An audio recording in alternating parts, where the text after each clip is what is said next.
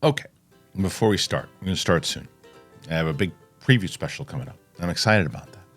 But I told you guys, and Brett told you guys about Magic Mind, and I wanted to talk before I started because it really is a nice, clean boost of energy. Brett was right. He wasn't lying. I got a ton of these things now. It's got the adaptogens and everything that you need. And it's got like an orange juice flavor, honestly. I mean, maybe it's just me. I'm a weirdo. But what I like about it is it doesn't do that jittery thing that you do from a lot of these energy drinks. But it's not. It's just like it is just a very... It's a good boost of energy, and it's a good focus booster. And it works. I can tell you that when we did our live show for our stand-up comedy show, boom. And I had a really good set, to be honest, because I was focused. I was into it. I was just like very... I'm pretty sure that I haven't been able to focus for majority of my life. So to be able to find something like this has been pretty great. And I will give thanks to Brett. So it's called Magic Mind. The link is in the description. Just wanted to tell you guys about it before we started shooting the show or aired the show. Clearly didn't take one yet, but I will. And I'll be focused. I'll do it now.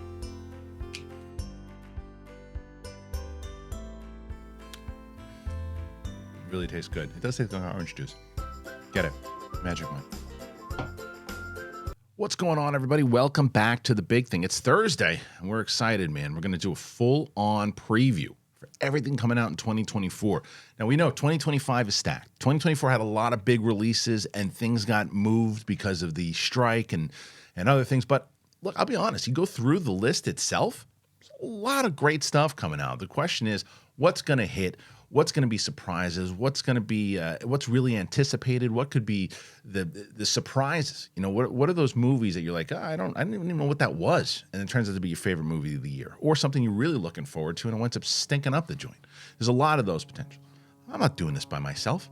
If you watched my video the other day on the Star Wars news, you'd see that I had Sean Chandler on. Sean Chandler has a great YouTube channel. It's called Sean Chandler Talks About, and this guy sees everything. He sees everything, and he's great. And the first time we actually meeting is today. So excited to have you guys with us. If you're brand new to the channel and you've never been here before, then hit that thing floating around up there, the subscribe button. Trying to get to 200,000. We hit 100 pretty fast, but we need to hit 200, and you guys can help us do it. So be part of the community. Apple Podcasts, Spotify, anywhere podcasts are found. You want to support the show? We got a Patreon. We got all that stuff. But it is now time for the big thing. It's me. It's Sean Chandler. Let's do it.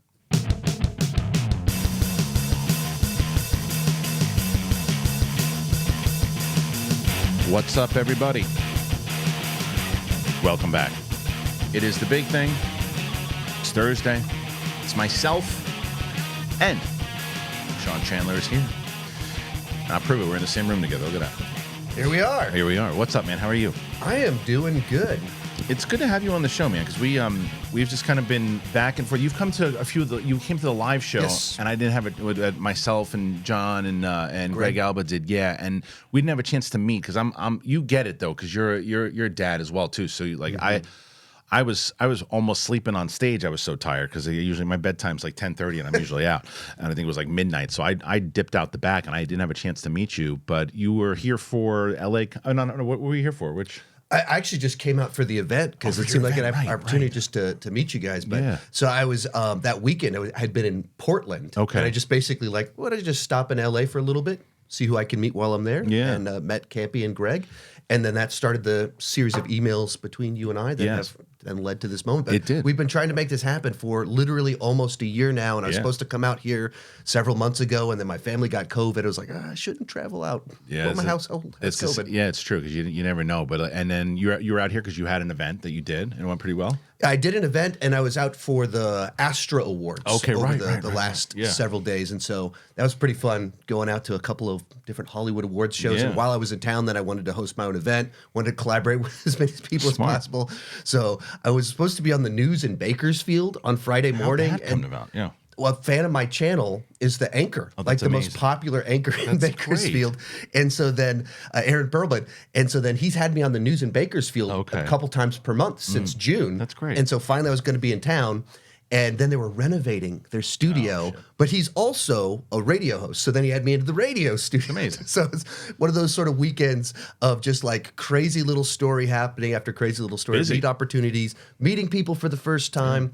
And so yeah, it's been good. Like every day has some event that's like, that was cool. That's a day I'm going to remember for a long time. I love that. That's great, man. Yeah, because you've been doing this for a bit. We actually, you were in the Schmodown, but we just never got a chance to get you into a match. But you were in the Schmodown for sure. We were going to do some stuff, and then obviously that was during the COVID times. We didn't have a chance. It's just weird. Yeah, but you were like, and I was thinking about this the other day. I was like, damn it. I was like, I wish you would have been involved in it when it was like live and we were in studio, because you travel to LA like all the time. So I was like, you could have done matches and stuff. It would have been great to have you.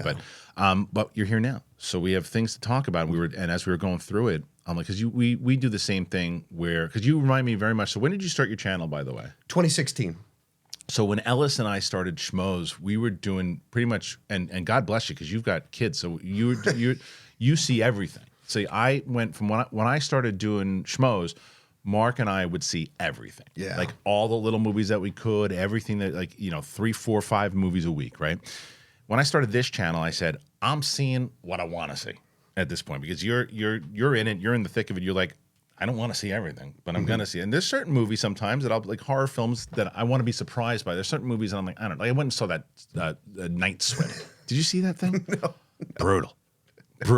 So it literally was, and I've mentioned this before, but it was Blumhouse sitting around going, hey, let's make a movie for $13, and we've done everything, right? No, not everything. What did we do? Well, I was swimming this weekend. I was like, let's do a haunted pool. Let's do a haunted pool. Right. A haunted pool. And they made money on it. It made money because it cost nothing. Yeah. They're so smart in the way they did do it. And that's why, as we're mentioning in our Star Wars video, you've got to be, and I don't know where you stand on this. I don't want to get into the whole thing. But for me, I just don't think that you got to be, I think Lucasfilm has had a terrible PR problem. There's nothing wrong with saying, this is who I am and this is what I want to do. But you have to market towards everyone if you're going to make a $250 million movie. If you're making a $60 million movie and you want to just market towards one side of the aisle, have a blast. You can do it. But if you have to understand that when you're making movies at that scale, whether you like it or not, you gotta aim the cannons at everybody. Right. I mean, that's why they call it a 4-quadrant movie. That's the whole concept of it, is that young, old, men, women, you have to get everyone to show up if you want to make a profit on a movie that costs that much. Yeah. And that seems to be where Disney's just kind of lost it fairly recently. I don't know if it was just arrogance, hubris, but they're just putting out movies that just feel so niche, or you have to do homework and alienating people in the process. And you go, that's just, these strategies don't go together. Making a movie for this group of people, absolutely do it. Right. But don't do it while giving it a budget that is so cumbersome. Yeah. And then scratch your head and go, why didn't that make money? No, why didn't people show up? Like, people did show up. Like, if you make $500 million, that's a ton of money. Right. Unless you spent too much. And it's the same thing in general, whether it's a lot of these. Look at something like that didn't necessarily have that PR problem, but just you spent too much money on it. It was like Black Adam. Right? Yeah. Black Adam was a movie that cost like with marketing and everything, needed to make like $600 or $700 million to make a profit. It wound up making, I think, like $500 million or whatever it was. You make that movie for $80 million, you got yourself a profit. Right. And so people keep talking about how the movie bombed and it did terrible. It's like, if you ask me, how much would be a reasonable amount to expect a Black Adam movie? Right. Black Adam. Right. This is not Superman, Batman. This is not the Avengers. Black Adam. Yeah. $500 million. That's a great amount of money for Black Adam. Unless you give Black Adam a ridiculous budget. Right. And Indiana Jones is another one. So we go on and on and on. So hopefully this year, in the movies that we're about to cover, they don't do that. We hope. I mean, there's going to be some that I could transfer. Like a movie like that we'll talk about once we get to it is like Deadpool. I get why that movie is going to cost money. But let's start with the remainder of January. Let's start with the remainder of January. I'm sure we got a bunch of future classics in here. I'm sure we do. So we're going to start with this weekend. What's coming out this weekend? This weekend is that of these movies, you got The Beekeeper, You got The Book of Clarence, Mean Girls, and they're re-releasing Soul. Okay, the Disney movie. Let's start with that. I think this is a good move by them re-releasing these movies. They have nothing coming out. They're doing this in January, February, and March. They got nothing coming out in those movies. These movies were released during the pandemic. They didn't hit the money that they wanted to. They spent a little money that they maybe made off certain movies or whatever it might be, and they put it towards marketing, maybe movies they were going to have in that time that they pushed. You spend a little on marketing. If you make some money, great. If not, whatever, you don't really lose it. This is a good strategy to me. Yeah, it makes sense to me, especially when you have a brand like Pixar that has such a built-in audience that went, why didn't we get to see that on the big screen? Right. Like, why didn't you let me see that? And so you have people who have been waiting to watch these movies on the big screen. And a lot of those people are like me and you that have kids. So it's just in a month that's not going to get an actual new, fresh animated film. Hey, give me another one from Pixar from a few years back we didn't get to see in the theater because of COVID or whatever. I'm down for it. It makes sense, and it's a smart movie. Now, the other ones that you got, of course, the Beekeeper, which is I'm very interested. It's David Ayer's movie. I'm hearing that this, from what I've seen, and I don't know if it's just David Ayer retweeting people saying nice things, but I've seen like it's a throwback to the old school action movie. I like if David Ayer is able to make what he wants to make, and then because I like his movies, and couple that with Statham. Statham's, I guess pun intended, hit or miss. Right. And you know I always enjoy watching Statham. I don't know what I'm gonna get. I could leave going, well, that was something. Or I could with Meg 2, or I could leave going, well, where was that? Like the Bank Job. Bank Job is to me it's still one of his best movies ever. Yeah, I mean, he's just a great action star. In an era where we don't have a lot of actual action stars, he's a guy that's still in that space doing his thing and that can still get movies in theaters in that genre. And David Ayer, also hit or miss. You don't really know what you're going to get with him either. But I at least I'm hoping it's a genre that feels safe enough to like just let Statham do his thing and have someone like a David Ayer have fun with it. And hopefully we'll just get some nice violent carnage. A couple of my friends saw it over the weekend, and they seem to say positive things about it. Yeah, I'm hearing it. Look, I always get nervous when it comes to January because we always coined it like the toilet bowl of the movie season. But things have changed over the course of the last couple of years, and especially during the strike where they had to move things into it. So you can land some winners. The one movie I always think of in January was the movie The Gray with Liam Neeson. That landed in January, and that's a fantastic film. Right. So you never know, and this is a good time, like horror movies and action movies. And again, going back into, because something like, as I brought up, Night Swim, right? Or not even Night Swim. What's the one? This is Anyone But You, the new movie that just came out. Did you see it? Yeah, so Glenn Powell actually went to the same high school as me. Oh, hilarious! And so, you know, when you're in the middle of Texas and you went to the same high school, it's like, oh, hometown hero sort of deal. So I call him my close personal friend that I've never met. Hilarious. We do have some mutual friends so there's almost a connection there. So maybe someday. But yeah, we almost went to go see Iron Claw for a date night the other night, my wife and I.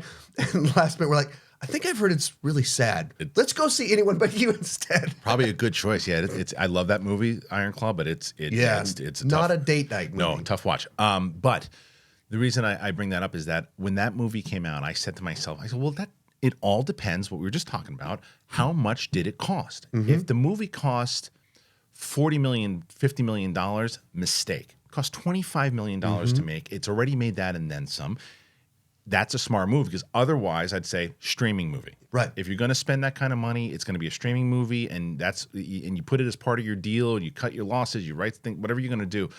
But that makes sense when you do that, and the same goes for these action movies, right? It's like if you can make it for the right budget and you can get people in to see it, take a shot. Contrast that with Expendables 4. Spend $100 million for a terrible film. That's right. And then even look at my wife right now. She's in her fourth night of watching Killers of the Flower Moon because again, as kids and with a 4-hour movie she's been watching. But it's like that movie costs over $200 million to make. The only reason that movie gets a budget of that is because it's Martin Scorsese. In no world, I mean, because it's essentially 2 movies. You made $200 million movies. So it's like What do you expect when? Oh, it didn't make money. No shit. Right. Anyway, so sticking with January and moving to the next. So Mean Girls or something. I'm actually going. By the time that this airs, I will probably already have my out of the theater reaction up for this. And now I would have told you I didn't care about this movie because I don't understand why they're remaking this film, but it's based off the Broadway play.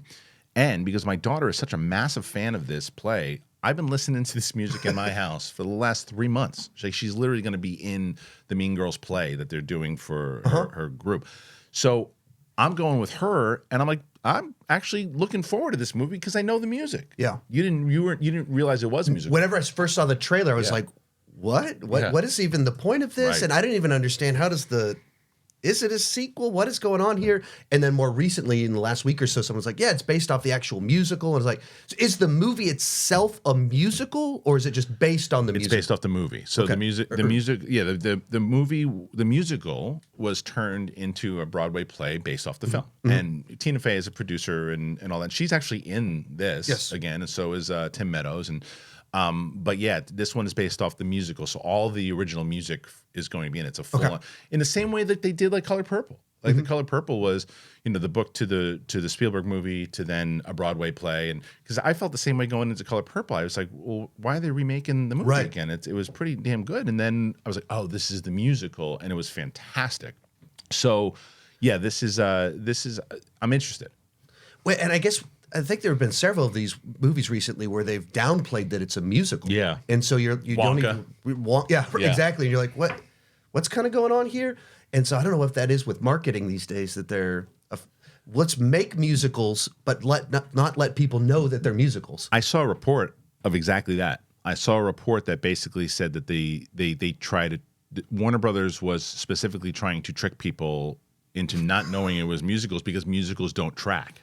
So when you see it, they're hoping that they're going, oh, we hope that you like that it's a musical, and you didn't know that it was. Because Wonka, I had no clue it was a musical. Yeah. I think there's a couple songs in the original, but it's not a musical. Right. And this is a full-on musical. So is Mean Girls. Very curious to see how that winds up playing. Now, when you go to the next one, The Book of Clarence, I have not seen yet. Also heard interesting things. The kid from Stranger Things is in it. Yep. Did you? I saw it last week at the secret You screening. tweeted this out. Yes. You tweeted this out, and you said that basically, like, shows you how old we're getting. This kid he had like a beard, right? So watching it, and I saw his eyes. I was like, that looks like the kid from Stranger Things, but it can't be because he's got a full beard. Oh wait, that is he's just a grown man now. Wow, Lucas, man. And did you enjoy it? It's an interesting experience because it in one scene you'll have these guys smoking weed, floating in the air, and then there's full blown crucifixions. So it's like, whoa, that's a total shift. I'd say little bit there, and then with my church background, it's not blasphemous, but it is heretical. Yeah. So I wasn't offended by it, so I appreciated that. Okay, and that's what comes out this week, and now we're just through 1 week already, guys. So now you get to January 26th, and the only thing that I see here is Miller's Girl, which is this Martin Freeman and Jenna Ortega movie. So I don't know anything about it. Do you know anything about this? No. Lionsgate. Yeah.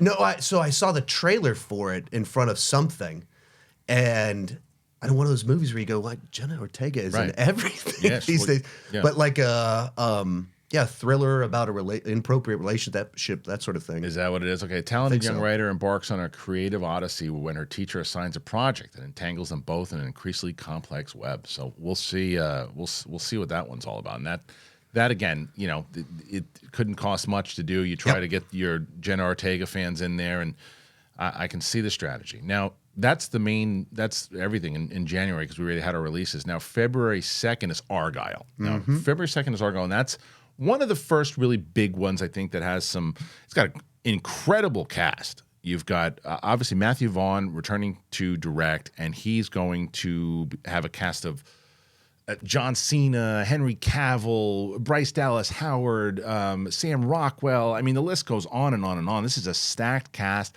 I love that we're getting Matthew Vaughn away from the Kingsman universe. I'm a big Matthew Vaughn fan. I want to see what he's going to do here. I like the idea of the kind of, this combination. It's like that movie that Sandra Bullock and Channing Tatum did, but a little bit more serious but still a bit goofy.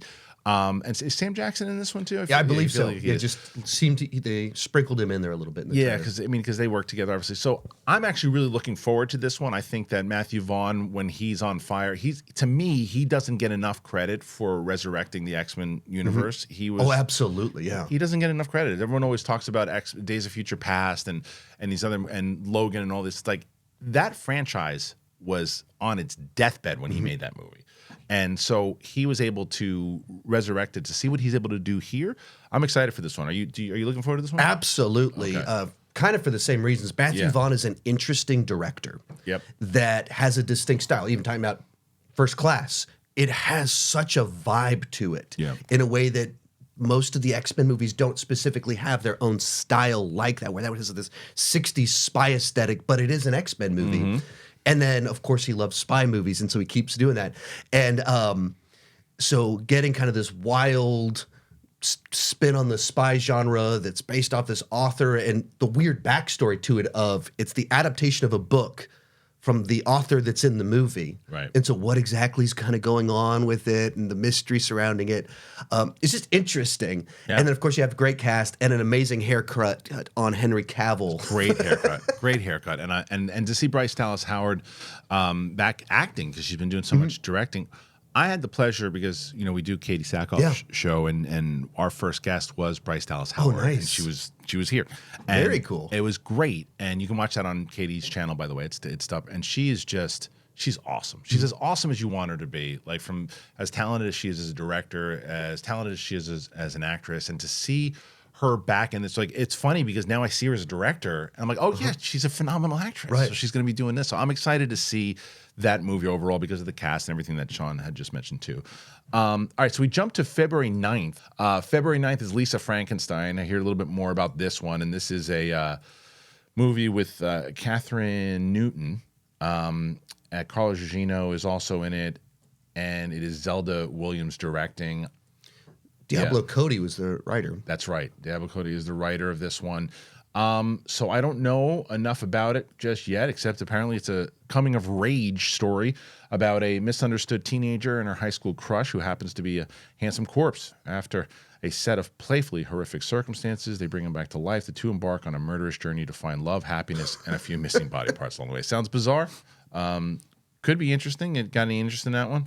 I mean, I'd only heard about it for the first time very recently, and then just even seeing like Diablo Cody and then reading the description, I was like, maybe that will be interesting. Could be. Some of those ones where, like you said, there's just no buzz, and then out of the blue, they just pop up out of nowhere. And yeah, because usually some people haven't either seen it or they start wherever some of these movies pop up at festivals or wherever, or someone got an early look at it. You're like, no, I hear that like this Frankenstein movie is actually really bizarre, really fun. Like, what was that one that Vince Vaughn did a couple years back? That Freaky? Yeah. I've still never seen it, but I heard like great things about it. I really enjoyed it. Yeah, I heard great things about it. And I remember that movie, like that came across, like, yeah, you got to see this Freaky movie. And I listened so much that I still haven't seen it. I do need to see that movie. And then speaking of the re-releases of Disney, that's when Turning Red comes out. Now, the reason, again, that I think this is a good strategy is my kids love this movie. They love this movie. And they both, my 6-year-old and my 12-year-old, are like, oh, it's going to be in the theater? They've seen it like 4 times. Right, exactly. Like, I want to see it in the theater. So that makes sense to me, and that will probably add a little bit more money in the bank account for Disney. Okay, so now we move to the February 14th. Now, this is an interesting weekend. Valentine's Day weekend. No love movies at all. But you got Bob Marley, One Love, which is originally supposed to come out in January, which is a docu-pic that I was waiting for years. And finally we get it. And I call it Madame Web. Madame Web is hitting the screens on February 14th. And Winnie the Pooh, Blood and Honey. I don't want to talk about that. I won't even address those movies. I think it's so stupid, but I mean, whatever. People are going to see it. They're going to see it. Congratulations, you exploited the public domain. You're right. And how much do we want to bet that if they can do it, there's going to be a post-credit scene with Mickey Mouse now? Right? These ideas keep getting better and better. I'm telling you, I just got. They're gonna wind up stealing it. All right, let's start with Bob Marley. Okay. All right, I talked about this a while ago. When I first got to LA years and years and years and years ago, I read a script that was a Bob Marley movie, and I love Bob Marley, and I was like, oh, this movie needs to happen. And for years they couldn't make it happen. I love the trailer. I think the trailer looks great. I think that that he is absolutely fantastic, and that's Kingsley Benadir, who has been in so many different things, and he was the only thing that I've only seen 2 episodes of Secret Invasion, but he was really good in it. And I hope this movie's great. It scares me that it was in January, but gives me hope that it was moved to February. But I wonder. I don't know. Do you have any hopes for this film? I've never really had a Bob Marley phase, but Yeah. you're talking about one of the most interesting, compelling musicians of the last century. Yeah. And so obviously we should have a movie about him. And so you want something like that to capture that story so that even someone like myself that's never really gone down the path of diving into him, that watch the movie and find that for the first time. So I'm rooting for it. Me too. The next one is Madame Web. So this is in the Sony Spider-Verse, kind of, I guess. And the trailer, Sony's going for this thing that they've been doing for a bit with Venom. They hit it with Venom. They hit it with Venom 2. They could not hit it with their other movies, but they're trying this kind of like late 90s feel, and they're doing it again with this. And this trailer was like, what am I watching here? And I like Dakota Johnson. I really do. I like her a lot. But I don't know this movie, because Morbius was just awful. Right. I don't know if this movie will do well. It's one of those movies that I guarantee you, for you and I bet you your review does fantastic. I bet you my out of the theater reaction does phenomenal. But I bet you no one sees the movie. Yeah. I bet it's one of those things where I just don't think anyone gives a shit. Maybe I'm wrong. A Spider-Man movie without Spider-Man, a Spider-Man villain movie where they're the protagonist anti-hero. Yep. And we've already done this game and it didn't work. And it really didn't work. Yep. And not just that the movie underperformed, it is famous for the memes. It's famous for us making fun of it, making fun of it, and looking at it going, what are you doing? This is not the right way to do this. We want Spider-Man movies with his great villains. We don't want them spun off into their own thing that's kind of the character, but kind of not, and missing everything that works about it. And you do like Madame Web, this is not Venom. Right. Venom is an interesting character that people, like my son has always loved Venom. Mm-hmm. Do you love Madame Web? Who's Madame Web? Like who's the person that's like, I can't wait to see a Madame Web? No, Venom has a built-in audience, not Madame Web. It's also, and I have less of a problem with that, again, going off of our previous conversation. If it's made for not that much money and it looks compelling and it looks intriguing, because I didn't know who Guardians of the Galaxy were. Yeah, exactly. Yeah, I didn't know who they were. And their budget was high, but they're also coming off of a string of very popular films inside of it. So at that point, there was a lot of trust with Marvel. So I'll give it a shot. If the movie to me looked like, well, wait a minute, I don't know who this character is, but I want to know. Right. I just don't want to know. Like the trailer, I'm like, and like I said, I like Dakota Johnson. I'm like, this just looks silly. Well, and it doesn't feel like based on the character. No. It feels based on the premise. It's like, is this like kind of like Final Destination as kind of a superhero movie, and it kind of looks like Spider-Man, and then what's kind of going on here? But it just feels like a jumbled set of ideas, Jumbled web, if you will. jumbled web of generic, bland ideas from about 15 years ago. Yes, 100%. So that movie comes out on the 14th as well. Maybe it shocks us. It could be one of those ones. Who knows? Drive Away Dolls is Focus Features movie that comes out on the same weekend, and that's with a cast that I don't know. Margaret Qualley and Geraldine Viswanathan. Cohen. Oh, it's a Cohen. Is it one of the Cohens? No, is it? It's one of the just Coens. one of the Cohens. Okay, just Ethan Cohen that is directing. Okay, so who knows? That could be one of the ones that we're talking about. That's like, hey, look at that. And then Ordinary Angels. Who's in this one? Ordinary Angels is Hilary Swank. I feel like Hilary Swank does an Ordinary Angels movie every other Thursday. Like what? Don't you feel like just from that poster? Don't you feel like you've seen this movie already? Right. Well, the other one is Alan Ritchson. Reacher is the next lead in it. Yeah, okay. Well, that's probably where they're going to market pretty heavy on him, huh? I'm just started watching Reacher. I'm on like episode 4 or 5 with my wife for season 1. It's a great show. Yeah, great show. I'm really digging it. So, and he's great.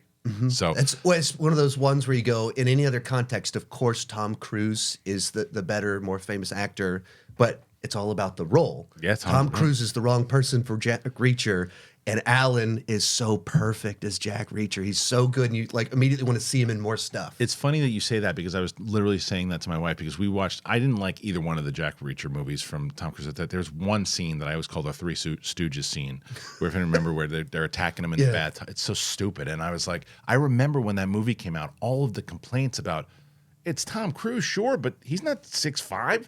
Like, this guy's supposed to be huge. Like, and it just didn't. And now, when you compare what Alan Ritchson is doing to what it's like, that should have never happened. That movie should have just never happened. And it's just something that Tom Cruise was like, I like this story. I want to do it. Why? Because I'm Tom Cruise. Okay.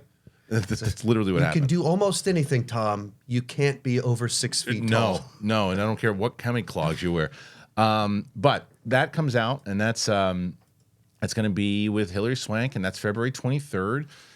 So those are the 3 movies. Nothing huge so far. And then there's, I don't know what the Chosen season 4 episodes are. These Angel Studios is putting some stuff out. I don't know what that is. And it comes out at the beginning of the month and the end. My sister will be there. I got some friends that'll be there. Oh, okay. They drop blocks of the episodes in theaters, sells out, packs theaters. So it makes sense why it absolutely does. They make money every single time, but it's super niche. It's Bible studies showing up, that sort of thing. Understood. So I think that in February, to what I see, is the winner of that. I mean, if Madame Web somehow winds up being good, it could win. But I think Argyle will be the winner of February. Do you feel the same? Man, it's tough to get a gauge on with non-IP movies these days. Audiences are so strange. So if you're just talking about quality, I think so. Yeah, I think I'm curious all the way around. What do you guys think? What's going to be the winner? What's going to be the winner as far as quality? What's going to be the winner as far as box office? What say you? Before I move on, I want to tell you about 2 of our wonderful sponsors right now. I'm going to tell you both about Trade Coffee and Nutrafol. Here you go. The Trade is here, and it's to help you do more in 2024. You need Trade if you want to hit the ground running with your New Year goals. It's a subscription service that it sources the best coffee across the country, and it brings it to your doorsteps. And they built relationships with over 55 local roasters, and you can enjoy their craft from the comfort of your own home. There's multiple ways to experience coffee with Trade, and you sign up with a subscription or try one of their starter packs today. Riley, look at this one. This is the one that I'm going to start. I know. I'm a staring at it. Huge coffee drinker here, so I'm now. This is so convenient. It is so convenient. The delivery service is so convenient. And it's fantastic coffee. It's fantastic coffee. It is so good. And I'm telling you, I want them to come back. If you like this show and you are supportive of this show and you love coffee, get yourself some Trade. I'm telling you, get yourself some Trade. It is absolutely incredible, and I can't sing their praise high enough. It is so good. It smells good, and you can jumpstart your year. Just sign up for a Trade subscription right now, and they're offering a free bag with select subscription plans when you visit drinktrade.com/bigthing. That's drinktrade.com/bigthing. Get a free bag with select subscription plans. Do it. drinktrade.com/bigthing. And let me tell you about Nutrafol, man. Everybody thinks, you're like, oh, hair thinning, man. It's not inevitable. It really isn't. You take control of your hair's future before it's too late with Nutrafol's clinically tested hair growth supplement for men. So Nutrafol, it works. It's the bomb. I use it. You should too. I'm telling you, it's something that my wife was like, look, it's working. Hair thinning, shedding, hair issues. I've seen growth, and it's that decreased shedding. It's Nutrafol. It's helped. I take 4 pills daily. Take it with a meal. It's that simple. Take the first step to visibly thicker, healthier hair, like Riley's hair. You get thick hair. For a limited time, Nutrafol is offering our listeners $10 off your first month subscription and free shipping when you go to Nutrafol.com/men. You got to enter that code, though. Big thing. Find out why over 4,500 healthcare professionals and hairstylists recommend Nutrafol for healthier hair. Nutrafol.com/men. Nutrafol. Nutrafol.com/men. Use that code. All right. Thank you to our friends over at Trade Coffee and Nutrafol.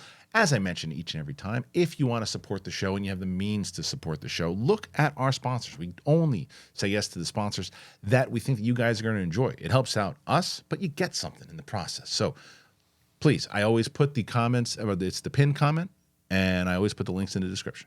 Okay, moving on. Let's go to March. This is going to be the one. This is the one for me. This is the March 1st. It moved from 2023. That is Dune Part 2, especially with the announcement that they're looking at, if this movie does well, Part 3 will come out. I absolutely love the first movie. I cannot wait. This is, at this point, I think maybe my anticipated list will come out. I don't know. I'm just going to spoil it for people. It's my number one. It's my number one this year. I cannot wait for this film. How are you feeling about Dune Part 2? Same. Yeah. Loved the first film. It's grown-up sci-fi. Yes. It's not playing to the lowest common denominator. It's let's spend time building out a world, and then just immaculate production design. In particular, in a time where you're watching The Flash being like, oh, come on now, why does this look like this? And you're watching Marvel products, and you're like, what? Why doesn't this look good? And then you see the trailer for Dune, and you go, there, you can do it. Right. It looks like they shot on location on a distant planet. Right. But dense characters, dense lore. I love that stuff. And Denis Villeneuve delivers. Yep. It's so funny because the other day when I was talking about this movie, I said I heard from somebody kind of on the inside. I said that it's just phenomenal. Yeah. Like it's really good. And someone's like, someone said, they quoted me like it was a big scoop because that's how people are looking. People are looking for this movie to be great. And from what I hear, and I said it inside of that quote, this person's not a bullshit artist. This is someone who's like, yeah, no, this is a really great movie. They love the first, but said the second's even better. But it's like supposed to be like pure like action. Yeah, and when that's what so many people came out of the first one, like, oh, great production, but it was slow. I was hoping for more action. And you watch this trailer, and that's what it looks like. Yeah. But you even think beyond that, like, sometimes with these blockbusters, what are the chances that this will be bad? What are the odds, chances that this one will underdeliver? And you think about Dune Part 2 and you go, I just can't imagine a scenario where this movie's bad. Yeah, I'm pumped. I'm pumped for it. I cannot wait for it, and I'm sure it's going to be phenomenal. And then March 8th, Cabrini, I don't know what Cabrini is. Cabrini stars Cristiana Delana. I don't know. Okay. I don't know. It sounds, it's Alejandro Monteverde is the director. It is... doesn't even have a summary, so I don't know. Okie dokie. Not sure yet. That comes out the week later, and then Imaginary, which this is not the one I'm thinking of. I thought it was the Ryan John Krasinski. Yes, Imaginary Ryan Reynolds one. That's not. This is a horror movie. This is I wonder if this is one of a Blumhouse. I feel like Jeff Wadlow's directing this one. Yeah, producer Jason Blum. Yeah, it's a Blumhouse movie. So again, $13. Let's make it about emergency. It'll make a lot of money. And it makes sense that it's coming out the week after Dune because that's the kind of movie that can hold its own against Dune in week 2 because it's a little horror movie that people, if they want to go see it, they go see it. March 15th, there's not a lot of wide releases. There's a lot of like smaller movies. It said Kung Fu Panda 4. Oh, did I miss that? I missed it. Sorry. Yeah, thank you. March 8th. That is the one that week after Dune gets interesting. That's right. March 8th is Kung Fu. Well, the only reason that I don't think Dune has to sweat too much on Kung Fu Panda 4 is because it's a completely different audience obviously. Yeah. But it will obviously compete as far as box office because as we were talking about before, there's not a lot for us to take our kids to. Right. And we have those Disney re-releases, but this is like the first one that's new, and I cannot get my 6-year-old to watch Kung Fu Panda. I know she loves animals. She loves it. She won't watch it. Did your kids like Kung Fu Panda? Yeah, so we watched through all the DreamWorks movies during COVID, or at least all the ones I could get them to watch. And so we had fun with them, but they weren't ones that they went back to. So totally fine, had fun with them, no complaints. At no point in time is, hey, can we rewatch that? And so then I'm curious if then we'll rewatch them probably over the next few months. Now that our youngest is old enough that she gets into them. She loves animals, as almost every kid does. Right. So I'm curious how that'll play. I really wonder if I can get her to watch the 3 movies before it comes out, because that one comes out. That's probably how I'll get her to watch them. I'm like, look, I want to take you, but you got to watch the other ones. And so, because she loves going to the movies. She doesn't matter what. She loves going to the movies. So that's March 8th. And then March 15th there's a lot of smaller movies: The Animal Kingdom, Dogman, June Zero, Karaoke, The Prank, Uproar. So that's Dogman is actually a new Luc Besson film. Is it? I saw it at Fantastic Fest back in really? September. Okay, any good? It is. It's bizarre. It's bizarre. Okay. The trailers cut it like it's this gangster revenge story. Yeah. There's one gunfight in the movie, and most of it's almost like kind of like Forrest Gump of this person telling their life story of like being thrown in a cage. It's super campy. It's out control. there. Okay. And that's one of the only. I mean, again, there's no really wide releases, but March 22nd, we get Arthur the King, which is a Mark Wahlberg film, and it's him and a dog, I guess, because that's what it looks like anyway. Mark Wahlberg, Simu Liu, Interesting, is in it. So it is. Doesn't really say what it's about. It just has. It's got a picture of Mark Wahlberg and a dog on it. Arthur the King. I assume the dog is Arthur. Oh, yeah, I saw this one. He's running across the country. No, I saw the trailer for it. They're running across the country, and a dog starts following them and follows them across the country. And the dog's Arthur. Yeah. Okay, makes sense. All right, so then we get another wide release, or re-release rather, from Disney, which is Luca. I liked Luca. I think I'm one of the few people who liked Luca. I liked Luca. It is mid-tier, but in the good sense. Like, I mean, Pixar's top tier is 15 movies that are fantastic. So being in the mid-tiers, it's still a great category. I enjoyed that movie. So that one comes out. That's their big re-release in March. And then you get, let's start with Ghostbusters Frozen Empire, the sequel to the this is the fourth. Yeah, it was the fourth movie. So there's a sequel to Afterlife, and this is the fourth movie in the franchise, canon wise. This is the fourth. This is the fourth movie. So you've got a pretty good cast here. This is Jason Reitman returning. Writer, not as director. His co-writer I didn't realize this until last week either. So the guy that he co-wrote Afterlife with, he co-wrote it again, but now the other person. Oh, really? He's listed as director. Oh, that's interesting. Okay, so is it Gil Kennan? Yeah. Whenever I looked at it, said Gil was directing it. Interesting. Or maybe my brain is shot from traveling too much. Okay, well, at the moment, on this site that I'm looking at, it says Jason Reitman is directing it, but who knows? Maybe it's Gil. Either way, it's coming out. Kamal Najani's in it, Patton Oswalt, Paul Rudd, Carrie Coon, McKenna Grace. I thought McKenna Grace, that was the little girl, she was fantastic. So good and so believable as Egon's granddaughter. Mm-hmm. And I don't know how you felt about that movie. I loved it. I loved that movie. I loved that movie. I thought it was such a great family film. I got emotional at the end. Yeah, it was great. Do you have the list? Does it say? I'm trying to pull it up real quick. But yeah, they pulled off stuff they shouldn't have been able to pull off. 100%. And you went, that worked. And you earned that. And you pulled out all the big emotions. Yeah. Like you said, McKenna, she's playing against like Paul Rudd, the most like charming guy. And she was the more charming. Yeah, she stole the scenes. And if you've seen her in anything else, she's not normally like that. Okay. Like that was actual performance. Okay, like she's been in all this stuff where she plays not like Egon. She was so good in it, and I'm glad to have her back, and I'm glad in general because I also thought it was great on Finn Wolfhard because normally he's the front and center kid in the movies too, and he kind of plays a backseat as her brother. So Wikipedia has Gil directing? Listed as the director. Interesting. Okay. So all right. So who knows? Maybe it's Gil that's directing, but either way, that movie comes out. So we jump into March 29th, which will be a big one, is Godzilla and Kong, the New Empire. I felt bad for this trailer. Yeah. Because it came out right after Godzilla -1, and it's just like, it's like throwing McDonald's right after you've had the best steak that you've ever had. It's like, yeah, McDonald's is fine. Right. But you want a steak. Right. You put out Godzilla -1, and the chatter is just, I can't believe how good this Godzilla movie is. I can't believe it's exploring these ideas. And then 2 days later, they drop the trailer, and it's the professional wrestling of Godzilla movies. And it looks fun. It looks like the proper continuation of what came before. And if you like Godzilla vs. Kong, you're going to get more of that adventure.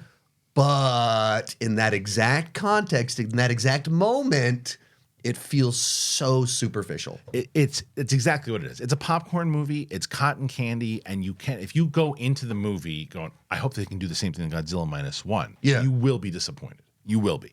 If you just want to see Godzilla and Kong running down the beach like Apollo and Rocky, you're going to get it. And you're going to get a bunch of, you're just going to jam popcorn in your face, empty calories, and it'll make a lot of money. It'll make money. I hope, though, in movies like this is what I said, because in Godzilla Minus One, I wanted them to focus on the humans. Yeah. Because I cared about that human story. I hate when they focus on the humans in these stories because I don't care about these stories. Right. They're worthless. Just give me Kong and Godzilla kicking the shit out of other monsters the whole time. Right. If you make a movie that the whole point is look how silly, crazy, wild all of this is, you have to lock in on that. Yep. I don't need the family drama about who betrayed who, and like I don't care. I don't care. I couldn't tell you. I can tell you the entire plot of Godzilla Minus One. Right. I can tell you about side characters in that movie that were like the kid, right? The kid who wants to be in the battle like that. Memorable. I couldn't tell you what Millie Bobby Brown was doing, and I love her. Right. I couldn't tell you anything about her. Yeah. Seen Godzilla Minus One time. Remember everything about everyone. Seen those other movies multiple times. They cast all these actors that I love, that are fantastic, that are world class. Don't remember anything about their character or what they did, their motivation or anything. No one cares. And then that will do very well though. All right, now we start to get into April here. All right, April 5th, you're gonna do the first Omen. That just sounds scary. Arkasha Stevenson doesn't say who's in the cast, doesn't say anything else except the first Omen. So who knows what it is? I assume a horror movie. An untitled Universal event film, whatever that means, from Universal. Sounds like that's not going to be much of an event. No, you don't even have a title yet. You don't even know what it is, unless it just gets moved. Some of these things just get moved, and it was supposed to be there, and they said, just kidding, move it." It's almost like the first kind of summer movie, even though it's in April. April 19th is an untitled monster thriller by Radio Silence. Do you know anything about this? No. Yeah, so I don't. Apparently, they don't either. No, I don't know. It's just untitled. It's just untitled at the moment. But Dan Stevens, interesting. Catherine Newton again, Melissa Barrera, Kevin Durand, cool cast, and then Matt Bettolini Olpin is directing it. So don't know anything about it. So untitled monster thriller by Radio Silence. And that comes out on April 19th. Challengers comes out the following weekend. I believe that is Zendaya. Zendaya and Mike Faced, Josh O'Connor. Don't know anything about that one either. That's April 26th. Civil War. Yes. Which is going to be a very, very interesting film to say the least. This is the Jesse Plemons is in it, the new Alex Garland film. Kirsten Dunst, obviously, also in this movie. It's so funny because I had when I was working at Silver Pictures, everybody did, but I had a Civil War script treatment and everything too. And I was like, when it came out, I was like, damn it. But I was looking at Alex Garland. I love Alex Garland. And so this trailer could, and especially with the way the world is right now, what an interesting time to put this movie. It's going to be very controversial. There's no doubt about it. But I wonder how it does. I don't think a lot of people are going to see it because of a lot of different reasons. Yeah. But I do think that it doesn't matter because it couldn't have cost that much to make. But if it's a good movie, you're going to go, whoa, like that's a scary film. Yeah, I saw the trailer for it and just went like, that feels like a cool trailer. Yeah. Like, I like the vibe, the energy of this, and at putting this out right now, very intentional putting it out during an election year, trying to be provocative, and to go, all right, what's your angle going to be? What exactly is the take? And even the statements he's made that, like, yeah, I mean, we live in such a polarized society that this feels like something that could happen, and we wanted to comment on that, like, so where are you going? What are you going to say? Yeah. And so I don't know if I'll love it, if I'll hate it, if I'll be like, that was interesting but flawed. But it's actually interesting. Very interesting. Thought-provoking. Yeah. That you where so many movies, especially last year, just kind of felt like, yeah, I've seen that movie before. And if it's great, it's going to be a real conversation starter. Exactly. So, and it's Alex Garland, so it has every opportunity to be just that. So that's really, I mean, unsung hero. I don't know. It's a Lionsgate movie. I'm not sure about that one. The question is, as we move to as we move to May, now this is where it starts to get normally, summer. This is where we get the big hitters. So here is the first. Just listen to May 3rd. The Fall Guy comes out, which is the Ryan Gosling movie based. This trailer was really good. And is it Margot Robbie again? And it's Emily Blunt. Emily Blunt. Thank you, Emily Blunt and Ryan Gosling. And based off the show, kind of. Yeah, Right. sure, based off the show. I mean, yeah, they just took the IP and made their own movie out of it. Good for them. So that movie comes out. Any thoughts on that one in particular? Yeah, it's David Leitch. Okay. Bullet Train, Deadpool 2, Hobbs and Shaw. He makes very fun, big blockbusters. The trailer looked high energy. Yep. And, coming off Barbie, I was really enjoying fun Ryan Gosling. Yeah. My wife loves Emily Blunt, so throwing the two of them together in a fun genre just feels like a good time at the movies. Yeah, I think that's a good spot for it too. May 3rd. It's no competition, and really, I mean, they benefit from the strike here because I'm sure they had some competition that moved out of the way. So they're the only game in town on May 3rd.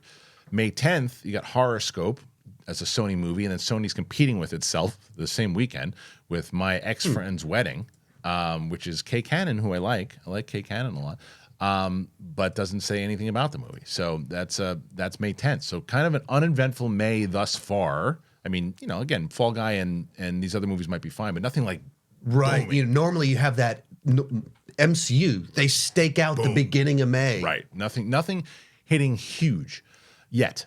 May 17th is If. That's the Krasinski. Yep. Ryan Reynolds. Yeah. No, my 6-year-old, this is her most anticipated film. She saw this trailer. She made me watch it 1,000 times. So Emily Blunt's got 2 movies in Matt Damon, Emily Blunt, Maya Rudolph. And of course, she's a voice in this one, I assume. Yeah. Awkwafina, Vince Vaughn, Phoebe Waller-Bridge. I mean, Louis Gossett Jr. making a comeback, and I love it. Steve Carell, Bobby Moynihan, Jon Stewart, Sam Rockwell. The list goes on and on and on.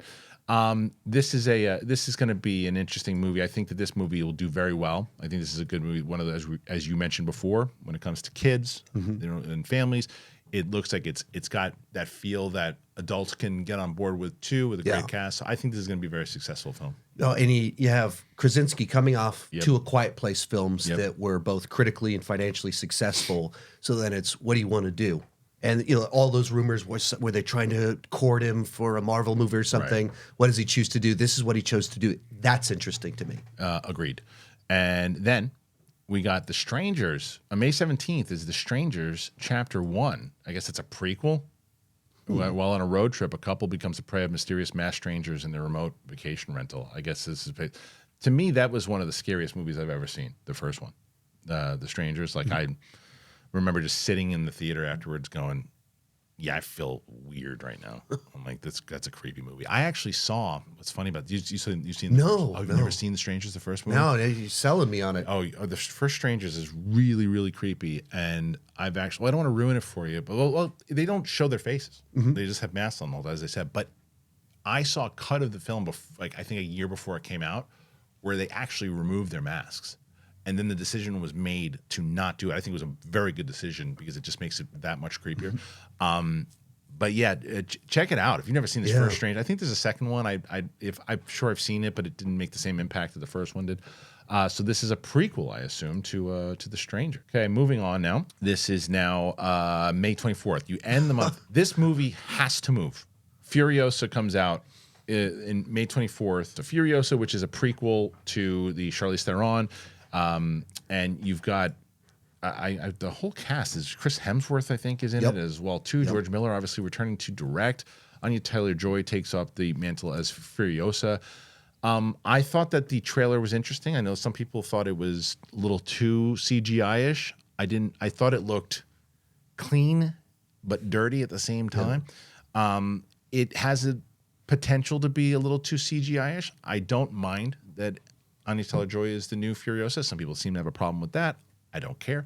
If it's a good movie, it's a good movie. How are you feeling about it? Yeah, the first teaser dropped, and I was very surprised at the amount of pushback it got. Yeah, with how much goodwill coming out of Fury Road. Yeah. You'd think George Miller, this franchise would have. And people were going after everything about it. It's like, it's just a teaser 8 months before the movie comes out. And some of them were just vicious, kind of like, well, this looks like this. I was like, the first one had this highly saturated, stylized look to it too. Yeah. So I was a little confused. As a teaser, I thought it did absolutely its job. Yeah, I do too. But I do think it needs to move because in that same weekend, Kingdom of the Planet of the Apes comes out. When you look at it, when you have on every level there's competition. How many screens are out there? Yeah. And then 2 different movies that are going to be pulling from a similar audience. Yeah. And Is what's Fall Guy is what studio is Fall Guy? Is Fall Guy is Universal? Go up against Fall Guy. Move Furiosa to May 3rd and start at the beginning of the month because Kingdom of the Planet of the Apes is going to kill that movie. It's going to kill that movie. Kingdom of the Planet of the Apes comes out that weekend, and I loved that trailer. I loved the movies, the ones that came out from 2011 on, the Andy Serkis movies. This is a new one that comes out, and the cast alone is, I mean, this movie, you've got Kevin Durant, Peter Macon, Erica Darville, let's see, Wes Ball is directing it, and I think Wes Ball is an underrated director. I thought that those the Maze Runner movies weren't bad. Like, they were not great, but they were better than they should have been. And I like what Wes Ball is the approach for this one. So do you think this movie's going to do pretty well? I'm curious how it'll do. Okay. In the sense that I thought the trailer so captured that energy, and there's so much goodwill coming off that trilogy. The writing group is returning, so we're switching out directors, but average Joes don't know who directed what. True. And so it just feels like we're doing the next one, and it's the right amount of time to where it feels like, are we excited for it coming back? But also has enough time passed that maybe some of the momentum has dropped. I don't know if it's like right in that spot of what was that 7 years between movies. Yeah. And so I'm curious how it takes place 300 years or something after the events of the last one. So, yeah, I'll be there. I can't wait. I'm very excited for that. This is my most anticipated. This one is okay. Interesting. So that movie comes out on May 24th, and you also got Garfield with, I guess, Chris Pratt again playing another animated character. It's just going to go to now. I don't know how that'll do, but as I guess the same thing goes. My 5-year-old is pumped. But that's exactly right. It's like, so now, because there are certain movies that you can take a 9 to a 13-year-old to, but it's limited from what like a 4 to like a 6-year-old can see. It really is. And Garfield is one of those movies. So that's where that audience go, and it's not going to be competing with Furiosa and Kingdom of the Showed her the trailer, and she goes, "Can we go see that tomorrow?" Like, no, we got to wait 6 months. Right, which is crazy because it'll be here before you know it. May is right around the corner. So it is. That's May 24th. Furiosa, Garfield, and Kingdom of the Planet of the Apes. I think Planet of the Apes wins the month. I do. Do you feel the same, or do you think Furiosa? I think it's going to be Planet of the Apes. Okay. Yeah, Furiosa doesn't have Mad Max in the title and where the buzz is currently at. I totally agree there. So very curious to what you guys think there. If you, by the way, if you have any one of the, if we hit these certain movies and you're like, oh, well, I actually think this one's going to work. Well, let us know. We want to know. Before we get into June, also want to tell you guys real quick about both Fume and AG1. Here you go. I've told you about Fume, Riley. Yeah, you know Fume. This is cold turkey, right? Helped. Yeah, you don't put it. It's not cold turkey's not good on the hero sandwiches, but it is there's no better way. You break your bad habits, man. We're not talking about some weird.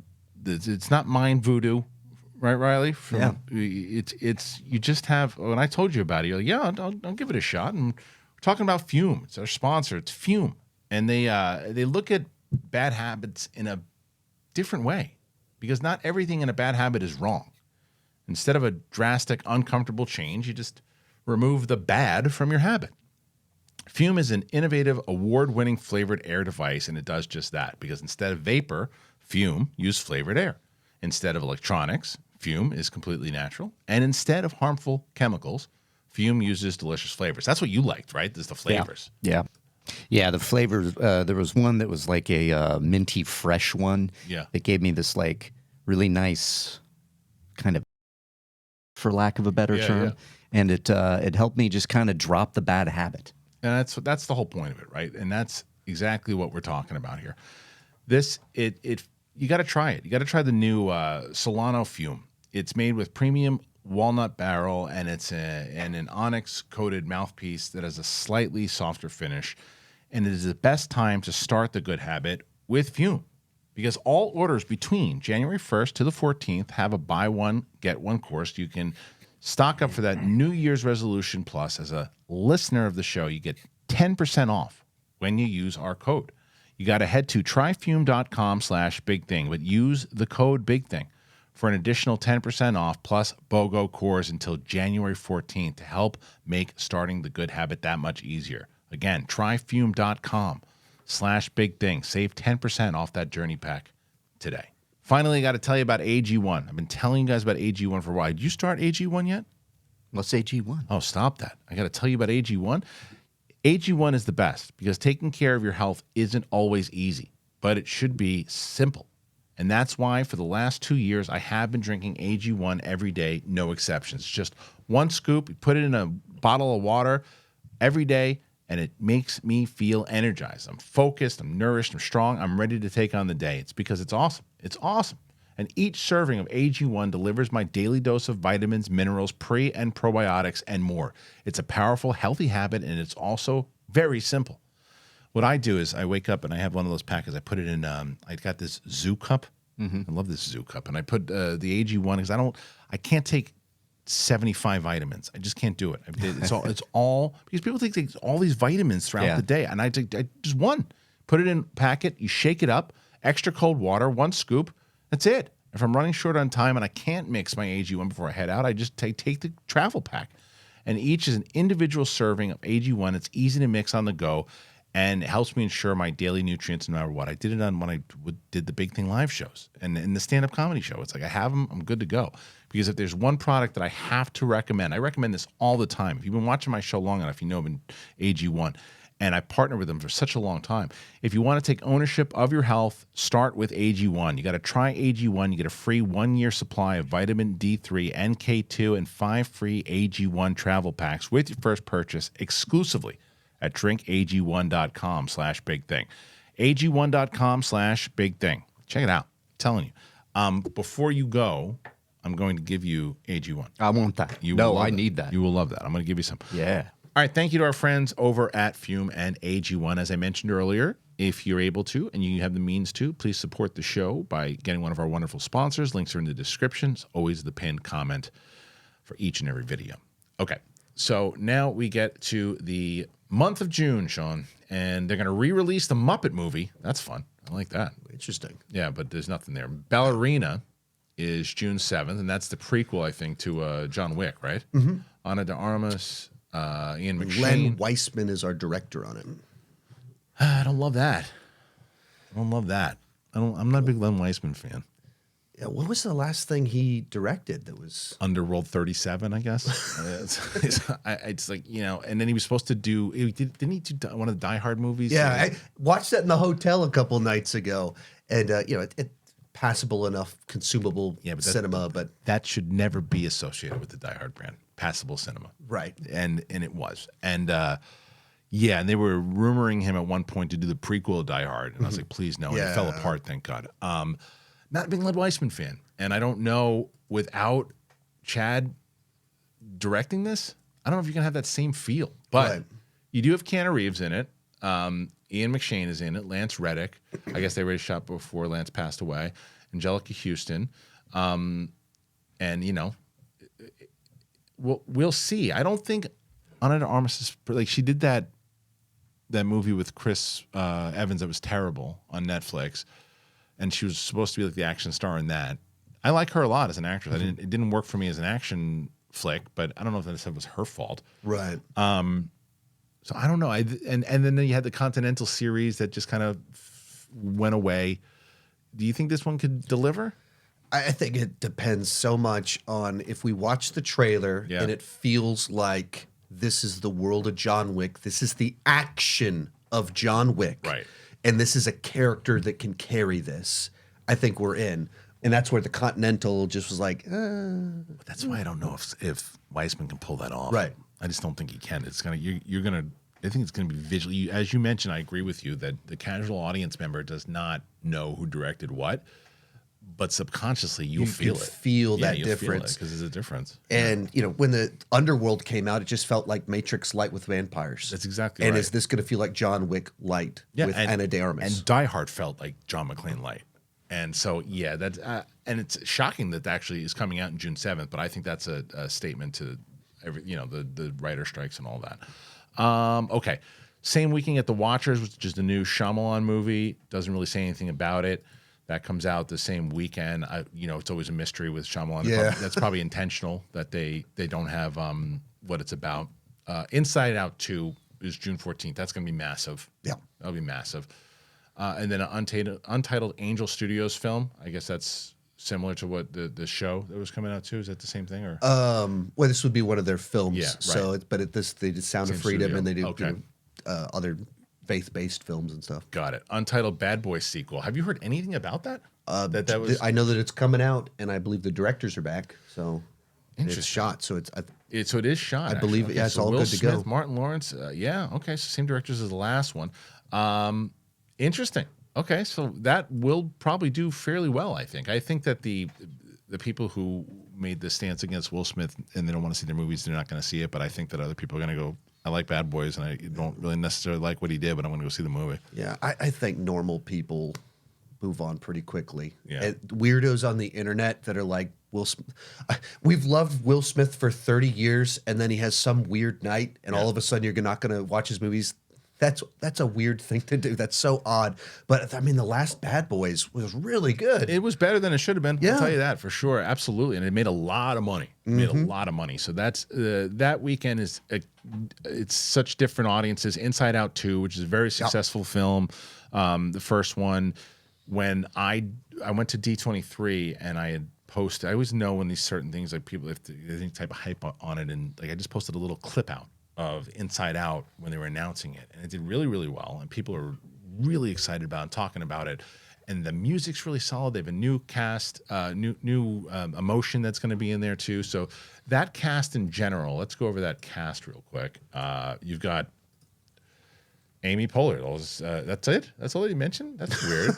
They just this site. They probably don't have everybody, but it's a pretty stacked cast from what I've seen. June 21st, The Bike Riders. I don't know what that is. That's Tom Hardy. Austin Butler. It was delayed. yeah. It lost distribution, got new distribution. Jeff was Nichols pushed back in the movie. 6 months. I see. Jeff Nichols, Austin Butler, Jodie Comer. Okay, so and this is just like that. No summary to it, but that comes out June 21st. Another untitled Universal event film comes out, whatever that is. June 28th is Horizon, an American Saga Chapter 1. And this is a Kevin Costner. That's a Kevin Costner movie. And then Quiet Place Day One, which is a prequel. John Krasinski not directing this one. This is Michael Sarnowski with Lupita Nyong'o in the lead here. That'll do very well, I think. Yeah. So that's June. Oh, and it has Eddie Munson was the other lead in it from Stranger Things. Oh, interesting. Okay, so June 28th, you've got that's Quiet Place, Bike Riders. I think that month is Inside Out. Inside 2. Out too.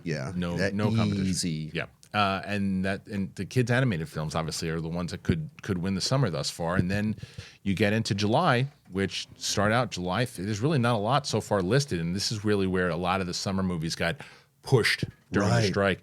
Despicable Me 4 comes out on July 3rd. The fourth film, there's been Minions films or all this, and they're going back to the well. And I think it's a smart time to go back to the well because, like I said, there's not a lot coming out.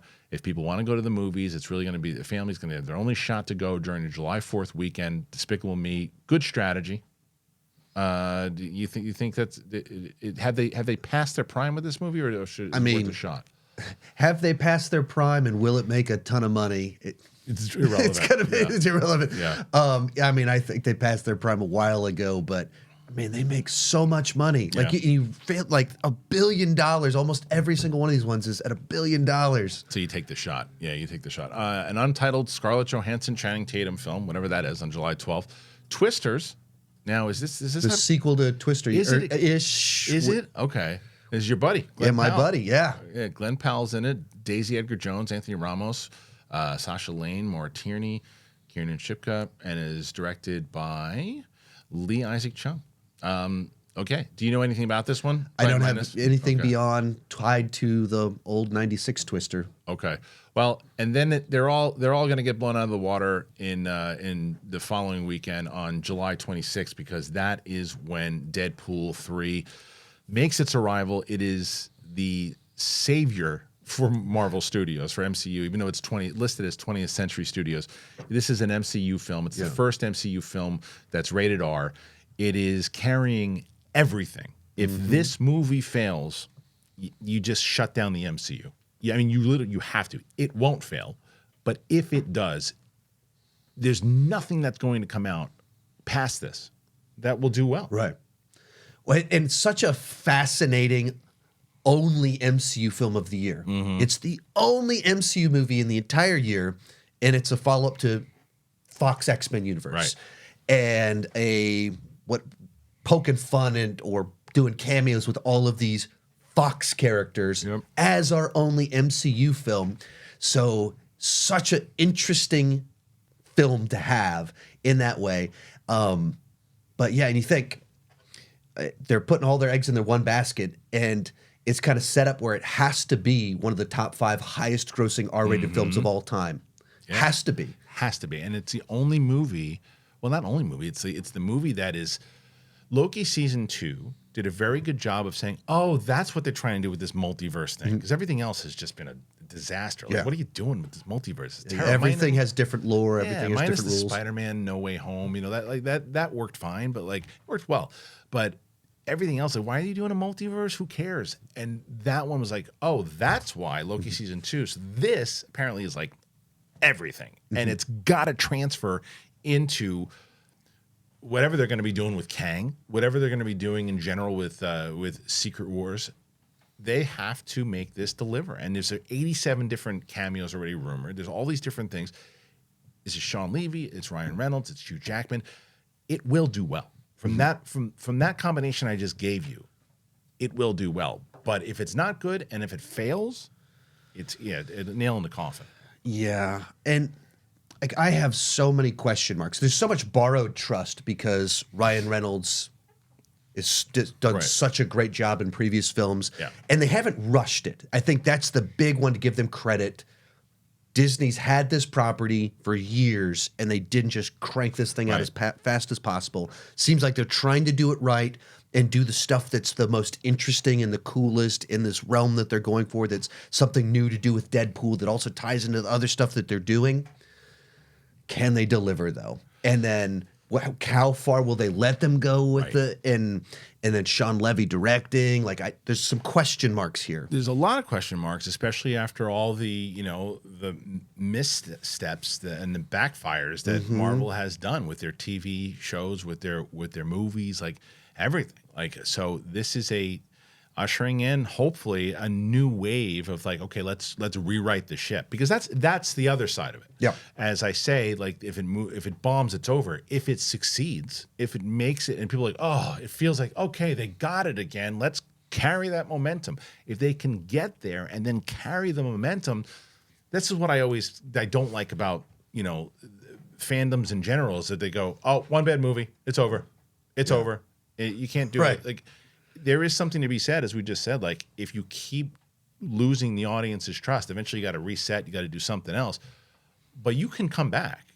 You can, and then so I hope that that is the case, because I'm a big Deadpool fan. I like what they're doing. I like that they're teaming up. And I think it's an opportunity to actually not just have, oh, look at that guy, I remember that person. Don't do that. But do that to where you go, oh, I do, but that had relevance to the story. Like No Way Home. No Way Home did that. And with Ryan Reynolds' wit. That's right. And bringing that, poking fun at it. If this is a roast on cameo culture, who better to do it than Ryan Reynolds as Deadpool? There's so much fun where you can give us our cameos, but also make fun of us for wanting all the cameos. You can do all of that. But yeah, that's right now with where the MCU is at. I think having that little break from what we've been getting for a long time, let it rest. Because you even think last year, we got Guardians 3 and we went, it's back. All right, things are good again. And then Secret Invasion, Secret Invasion the next month, and the Marvels. But the thing with Guardians, though, I wasn't tricked in that way, because Guardians 3 had nothing to do with the MCU. Right. It was a bow on a trilogy. It was a bow on the old school of the stuff that we liked.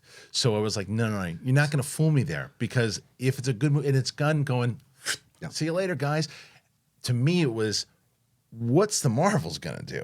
If the Marvels is really good and playing into it, then we're in good shape. And that movie, so that is what Deadpool is, because Deadpool, you go, well, wait a minute, but that ties into an old franchise. Yeah, but it's also tying into the MCU. Guardians had nothing to do with the MCU this time around. It was all about wrapping up the Guardians. It was literally written 5 years ago. Literally. Right. So, all right. Out of all those movies, I don't think anybody's going to disagree. Maybe you will. What's going to be the number one movie of July? I say Deadpool. I think, Sean, you say Deadpool? I think I'd say Deadpool, but at the same time, Yeah. how many R-rated movies have made $1 billion? One, Joker. And Yeah. So at the same time, there's a side to it. You go, Despicable Me 4, Sure. just because of that, it's like that, the one that's more interesting to talk about, Deadpool 3, but every kid's going to go see Despicable Me 4.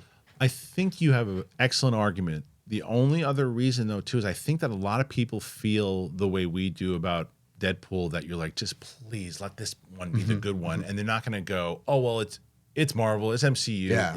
There's a lot of movies that they will do that, too. This stinks, I'm not going. But because of the team, because they've done this, I think the fan base is not going to abandon it. So I do think it'll beat Despicable Me, but I think that you make an excellent argument that it absolutely could. It could lose to a kids movie for sure. Yeah. All right, so then we move into. It's interesting that each one of these months are really starting with these kids movies. August 2nd is Harold and the Purple Crayon. That's Sony, and I don't know who's in that one. Yeah, what is this one? Zachary Levi. He needs something. He needs a hit. And then Carlos Saldana, and it is, I guess, just based on. I know the brand. I know the IP. I just don't know exactly what it's about. Trap then comes out. One of them is Shyamalan's daughter. Oh, interesting. One of them is Shyamalan's daughter. I don't know if it's this one. I think this is M. Night Shyamalan. Maybe the other one is his daughter. So the one the mystery one we didn't know about, I think that might be his daughter. This seems to be M. Night's. But I know one of them is his daughter. So that is on, that's August 2nd. August 9th is Borderlands. Now, Borderlands is Cate Blanchett and Kevin Hart. That's an interesting cast. What is that? What's that movie? With Jamie Lee Curtis? What is this movie? I don't know. Lionsgate. I have no idea what that movie is. Borderlands. Yeah. All right. So that comes out on, August starts to be like, August is always like you could get something really good, but you could get a bunch of the movies that isn't going to do well enough. Throw it in there. In most years, you get that final big thing in August. Yeah. Apes came out in 2011 in August. The first one. Then they did so well, then they started putting it in July. When I think the first Guardians was as well at the very beginning of August. Yeah, you're right. And then Flint Strong, which is an MGM movie. Ryan Destiny, Judy Greer, Ice Cube. Don't know what that is. That's Flint Strong. That comes out. That's the 9th. Speak No Evil, which I am assuming is a horror film. James McAvoy. Huh. I'm always down for a James McAvoy film. But August 16th, I think, is that last big push that you're talking about as you get Alien Romulus. Now, this is another Alien movie. This is 20th Century Fox. This is Callie Spencer. There are not a lot of people in here that I know. Fede Alvarez, who I like a lot, is directing. But I like that you don't have a cast that is so recognizable because you don't need it. You got an Alien. You got Alien in it. You can market with Alien. Fede is a good director. You don't need it. So this is a smart move, and they probably shaved off a lot of budget because they didn't go and get a big blockbuster star. Because for an Alien movie, like, oh, there's a new Alien movie coming out. Who's in it? Who cares? Right. So do you think that this will be the big one, right, for August? Right. Yes. And I very much appreciate they're not trying to do another $200 million Alien film and kind of losing itself and get the spectacle, the budget, going back to the first two films, smaller, close quarters. Fede Alvarez is, in my mind, seems perfect to bring new life into that. Yep. That's what he did with Don't Breathe and his Evil Dead film. And so I thought he was great to combine with this.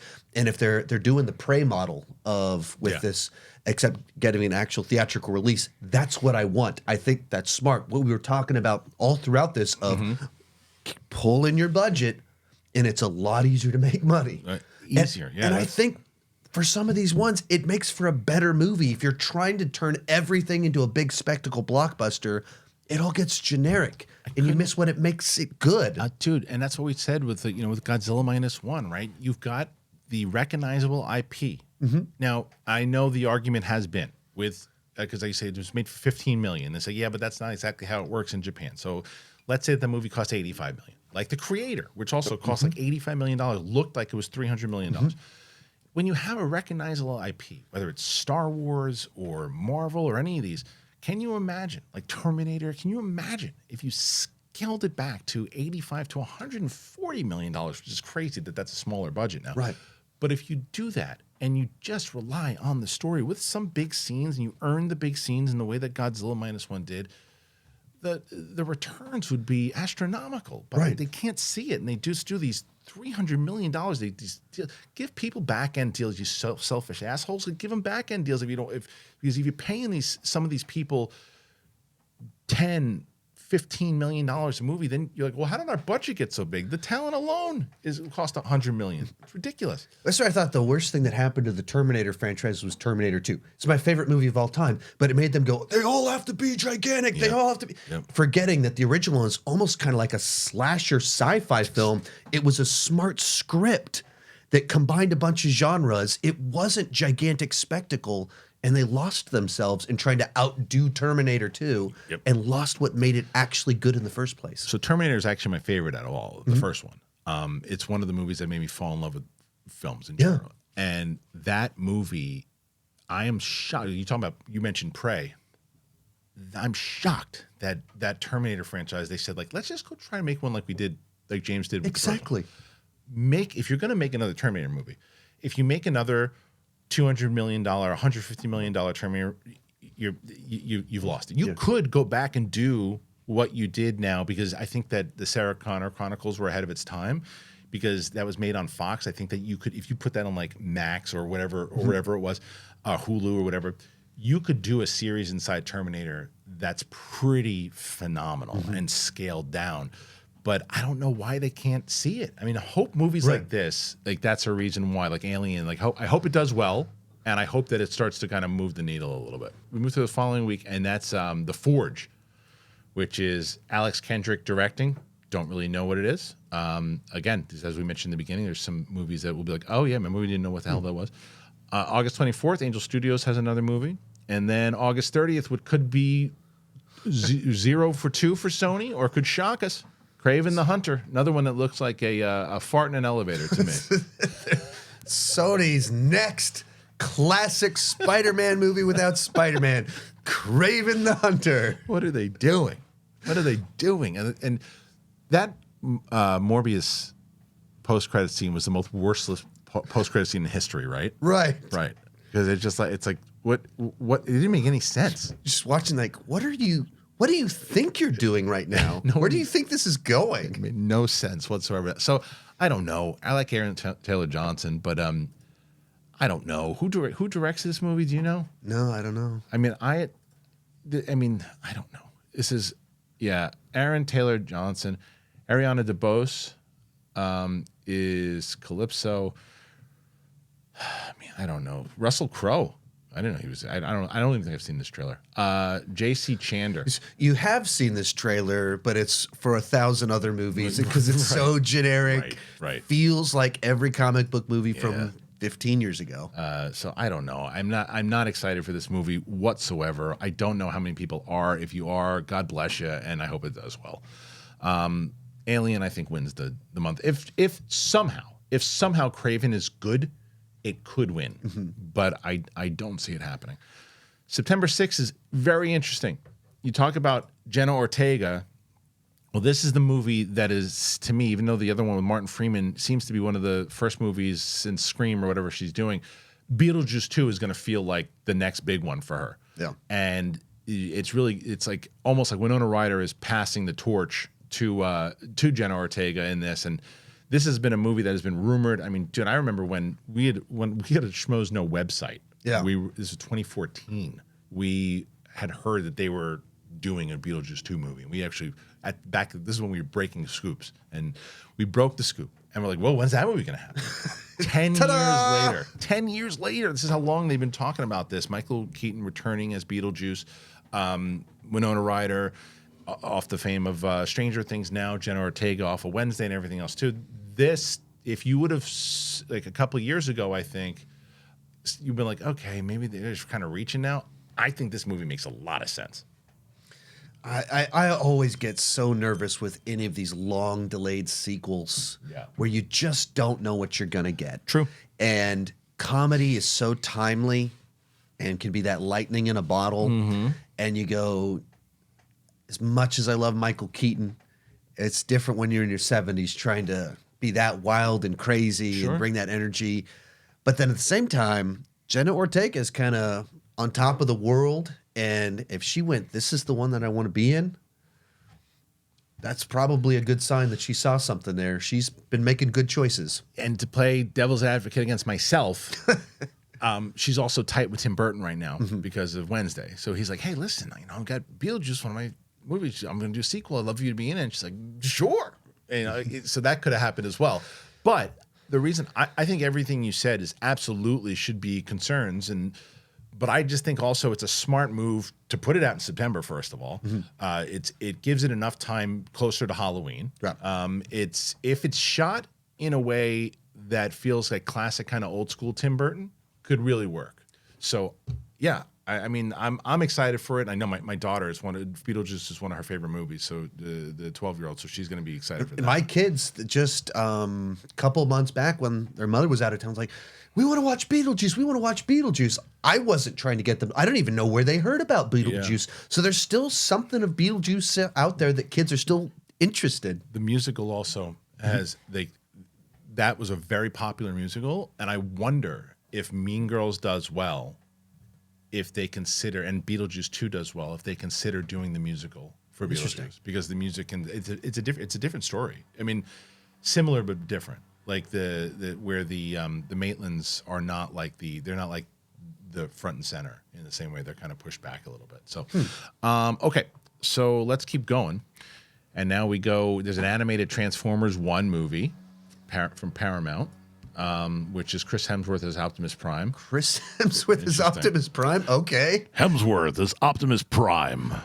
Let's see, Brian Tyree Henry, Scarlett Johansson, Keegan-Michael Key, who seems to be in everything, Lawrence Fishburne with Josh Cooley directing. You give me a good animated Transformers movie, I'm in. The 1986, I think it was, Transformers movie, still my favorite Transformers movies all time, and then Bumblebee. Those are my two back-to-back. So I could be okay. You don't give a shit about this one, though. I need to know more about what it is to get excited about it, but I enjoy Transformers. All right. Then another Angel Studios movie, which comes out September 13th. There's an untitled Blumhouse on the 13th. September 20th is The Wild Robot. I don't know what The Wild Robot is. The Wild Robot is Chris Sanders directing. Doesn't say who's in it, so I don't know what that's all about. Then you get to Wolves, which is Sony Pictures, which is George Clooney and Brad Pitt. Oh, that's right. I did read about this one. It's a thriller suspense movie. I like. But it's John Watts. Oh, and John Watts directed this one too. John Watts directed. What did he also do? Did he do Spider-Man? No. I know that, but he did. But he did the Tire Old movie? Man. He did the Old Man TV show with Jeff Bridges, which was really good. And so John Watts doing that one. All right, I'm on board. Let's see, and then the next one. So that's September 20th. These are all so typical for September movies so far, right? Right. You got Untitled Monkey Paw horror thriller film, and then Saw 11 comes out the 27th. Very smart. It's right. A month before Halloween. You put it out there. Yeah, good idea. And they're building off a lot of goodwill after the last one. That's Did you see the last one? Saw X is my favorite of the Saw films. Interesting. Off the first one? So I didn't watch them during the original run. And so then I watched having kind of an idea of what the twist was going to be. The first one didn't have the same impact for me that it did for other people. And so then Saw X is the one that felt like finally we're doing it right and Jigsaw's front and center. Okay. And Fun fact, I've never seen one Saw film from one frame of, I mean, maybe on a trailer or something, but I've never seen an actual Saw movie ever. Interesting. Yeah, I've never seen one. Don't like watching people being tortured to death as entertainment. It's a lot of like slasher films never really. I like the more the thrillers, the ones that, like, very similar we're talking about with the blockbuster movies. Ones with more story inside of it and like a care. But people say that the first one is really good and that I should see it. And I was gonna do a rewatch of them when the 10th one came out, but I didn't even. I missed the screening for it, so I forget it. Yeah, so the first one, it's like Seven Light. Yeah. And then it gets so kind of like convoluted in this mythology. Okay. And then the new one, it's like they take Jigsaw and they make him like this anti-hero while and there's like villains in it. Oh. And so it's like they just tweaked the formula just a little bit where it was like, that worked. That worked. All right. And then you get so then now we get to November. Well, I think that obviously with October. Oh, sorry, I skipped right over October. Excuse me. So I think with September, the winner of September, I mean, could be Beetlejuice 2. I would say that's probably your front runner. Yeah. Depending on how good Transformers was. And how high profile the Transformers one is. That's why I haven't got a good vibe on it. And even looking at it, like Chris Hemsworth as Optimus Prime, like how will that even work? Especially when you have such a iconic voice that is nothing like his. Right. So what does that mean? Unless he's doing an impression of Peter, who knows? So then you get to October. You get to October and Joker, which is, as you mentioned before, $1 billion rated R movie. The second one, Folie à Deux, is coming out, and that's I believe it's Todd Phillips returning. Yep, right? he's returning. Todd Phillips returning. You got Lady Gaga, Joaquin Phoenix. I don't know where you stand on the Joker, but I love the Joker. It was my favorite movie of that year. I know people would go back and forth. It's like, it seems to me every single time that there's a popular movie that people love it at first, and then there's like this whole kind of like, oh, I don't like that popular movie. Yeah. So what did you think of the first one? I was a big fan, especially when you have the comic book movie genre that is so oversaturated with big spectacle, sky beams, and then you do this one that's an homage to Martin Scorsese. Yeah. That's interesting and different. Agreed. What on earth it means that this is a musical? How do you do a sequel to that one? I have no clue. Yeah. Todd Phillips' track record with sequels. But there's a lot of borrowed trust for me to be like, hey, I just want to see what you're going to do. I want to see what you're going to do. And you get me a musical with Lady Gaga in it? Right. Okay. Yeah. And then plus the fact that it takes place in Arkham for the most part, and there's this lunacy going on, and maybe it's just a crazy musical. Yeah, I'm on board. Let me see what you're going to do. Let me see what you're going to do. Then there's the Smile sequel, October 18th. I've never seen the first one. I heard it was really creepy. Did you see this first one? Yeah, I was actually at the world premiere at Fantastic Fest Okay. when it came out. So that was pretty fun. Kevin Bacon was in the room and everything like that. But, it's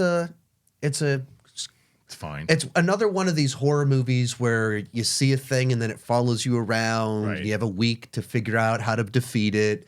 It was a better one of those. Okay. But, it pretty familiar kind of concept to it. We've seen it before, but better than most. Okay. Above average. But also another one where you go like, why are we doing another one? Like, it ends on a note where you could see where they could follow it, but you're like, The answer is always money, Sean. So, correct. Yeah, so the first one did pretty well. So October 18th, we'll see the sequel there. October 25th is Terrifier 3, whatever that is. And then Wolfman, which is interesting because they just recast Wolfman. Yeah. And I guess they think they're going to get it out in time. I think they just started shooting it.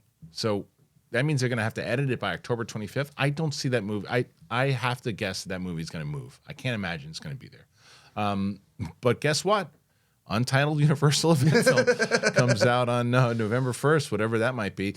The Amateur comes out. Rami Malek, James Hawes directing. Doesn't really say what it is. I assume this is where we're getting to kind of like the Oscar type stuff. But that comes out on November 8th. Then the Venom sequel. This is, I guess, the third movie in the franchise. Now, who directs this one? Because I know that Andy Serkis last time, Kelly Marcel. Okay. I believe that was his writing partner. Okay, yeah. Kelly Marcel directs, writes, produced, story by both Marcel and Tom Hardy. Yep. And it's a sequel to the popular franchise. I understand why they're doing it, and I understand why they're putting it in October. I think that their spot that they've had has been this October spot. So, going back to do you think people are going to show up for this one though, the third one? The first two seem to be solid performers, and their built-in audience likes them. Like my 11-year-old thinks that Venom and Deadpool are the two greatest superheroes. Okay. I'm not taking him to go see Deadpool just quite yet. So Venom is the one where he can get his immature, silly comic book stuff. So there's that target audience that is there. And I think some of the older, if like, come on now, this is awfully simple and basic and silly. But that's exactly what's the fun kind of appeal to it at the same time. It's like a comic book B movie. You said it really well before, though, too, when you look at why Craven and Madam Web might not hit that kind of success, because they're like, who is this? Venom is so recognizable, and Venom has been, whatever you feel about Spider-Man 3, which I don't think is a good movie, but they at least it made a lot of money, and people know who Venom is, and plus the character is what Todd McFarlane did with Venom and all. So it makes sense. And it makes sense that you put it in October, especially when you can make some money off of it. So that one will probably do pretty well. That comes out November 8th. Then the following week, this is a movie that, as I mentioned in the start of this episode, there are some movies sometimes you're like, well, what's that? Because if that hits, for me anyway, then it could really be something special if it's good. And that's Alto Nights. Okay. This is directed by Barry Levinson. It stars Robert De Niro, Deborah Messing, Catherine Narducci. It's a mafia film from the 1950s. It's based on real life events. I like mob movies. If it's a good mob movie, we haven't really had a great one in a little bit, and it's not Scorsese, you know? So it's like, okay, let's see what we got. So and Catherine Narducci and De Niro have worked together many times before with Bronx Tale, tons of stuff. So to see them together again will be interesting. I hope it's good, but it could be one of those, I don't know, Seinfeld doing a gangster movie? I don't know. You got any interest in this one? Did you even know about this? No, I haven't heard about this, so this is the first time hearing about it. Okay. And so, but like you said, every single year, those movies that are just kind of out there, that they get lost in the noise of the number of sequels that we've already discussed, the number of remakes, adaptations, and so you lose all of these kind of interesting little pieces in there that are original stories or historic events. And those are the ones that are more fun to kind of talk about in a video like this and let people know about it, because everybody knows Deadpool 3's coming out. What about ones like this? All right, so we get to November 15th, which is Red One. That's an Amazon film with Chris Evans and The Rock. Don't know what that is just yet. I think it's like a Santa Claus. I think like The Rock is Santa Claus or something like that. It is? I remember hearing about it a while back. Okay, based on a fiction book short story. Okay, that's an Amazon film, so then the following week is Gladiator 2, which is going to be this one to me is super interesting because it's a prequel, obviously, or is it a sequel? I think it's a sequel, maybe. I'm just trying to figure that out myself. Like, what is this movie? I don't know. And Denzel Washington, Pedro Pascal, Joseph Quinn. That's who. Eddie Munson. Yeah, Eddie Munson, right? Joseph Quinn, Connie Nielsen again returning. So maybe it is a sequel if she's returning. Yeah. So Derek Jacobi. I mean, this Matt Lucas, and Ridley Scott directing. So I mean, yeah, man. It's like, if it's good, Denzel in a Gladiator movie, okay. Yes, but Ridley Scott. I know. This is Ridley Scott today is not the same Ridley Scott 20 years ago. I mean, I know. Gladiator came out right as I was graduating high school, senior in high school. Yeah. That was the movie that everyone saw it, and here we are over 20 years later, and it's still that movie. Sitting in the hotel room, they were playing the trailers, going to play on some channel. It was like, oh, that movie's so good. It really is. And they've waited a long time, but I mean, Napoleon just a few months back, I didn't think it was terrible, but it wasn't nearly as good as it should have been. I'm curious to how that long cut on Apple is going to be. It looked gorgeous. There were parts of it. I mean, I had a lot. That's a longer conversation about Napoleon, but yeah, I agree with you. He's been kind of like, he hasn't gotten the magic. It's like, I want him to get that one. Like, there he is. There he is. He did it. And you got Denzel. You got Pedro Pascal. I'm definitely interested. In this one. That one comes out again. November's pretty stacked. November's always stacked, but that's a pretty good. November 22nd is when that one comes out, and then November 27th is Untitled Disney animation. Speaking of musicals, Wicked Part 1, which will do very well. Yeah. Wicked 1 is going to do really well. But out of all those movies for November, I'll tell you, I think out of all those movies, I think Wicked Part 1 is going to be the winner of that month. Interesting. Yeah. I mean, we're driving over here, and on our little playlist, a Wicked song came on, and my wife starts going, "I'm taking my daughter to go see this taking our daughter to see this in a couple months." And then the movie comes out. Like, that's the movie that my wife is excited about, and talking about that multi-generational appeal. Yeah. And my wife isn't the one that's normally getting excited about movies. That's my point. That's my point, is that it's going to capture the audience that saw it. It's going to capture kids. It's going to capture and it's got, the Wizard of Oz IP connected to it. So that movie, to me, hits number one. I mean, Venom has a chance. Venom has a chance, obviously, to do. Is that what you would pick, Venom? It's tough to say because, like, we don't even know what this Disney animated film is. Disney animated film can make 1.5 billion, or it can, be Strange World. That's even Wish. Or Wish, right? You just don't know, and they're in such a weird place, so it's tough to predict what that's such a wild card. Yeah. Whereas, like, you look at Wicked, seems like very likely to do well, but Venom also very likely to be a solid performer.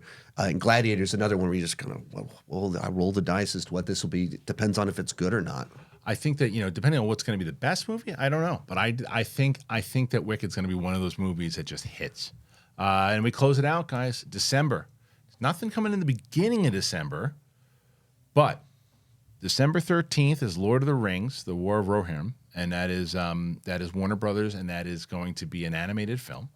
The cast, you got Brian Cox, Miranda Otto, Sean Dooley. It's directed by Kenji Kamiyama, and I don't know enough about it, but I'm all for if they can get a kind of a Spider-Verse animation kind of feel for Lord of the Rings. This could be a big hit for them overall and kind of revitalize, because I think they need it after I mean, Amazon was not, the Amazon series obviously was not Warner Brothers, so I think that they're going to unfairly be lumped into that.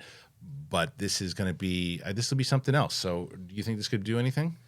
I'm just curious what it is. How does it tie in? Because even the title of it feels like it's a video game. Yeah.